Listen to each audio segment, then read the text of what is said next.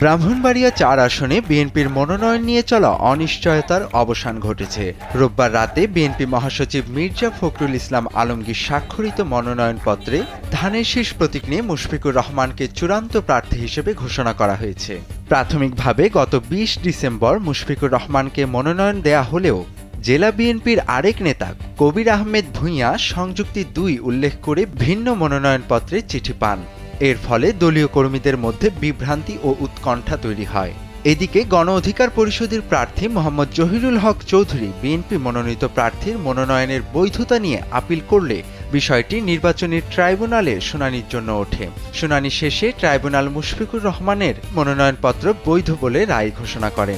রায়ের পর কসবা ও আখাউড়া এলাকায় তার সমর্থকরা আনন্দ মিছিল ও স্থানীয়দের মধ্যে মিষ্টি বিতরণ করে উৎসবের পরিবেশ সৃষ্টি করে। শেষ পর্যন্ত দীর্ঘ আলোচনা ও অনিশ্চয়তার পর বিএনপি প্রার্থীর মনোনয়ন নিশ্চিত হওয়ায় দলীয় নেতৃত্ব এবং সমর্থকদের মধ্যে স্বস্তি ফিরে এসেছে।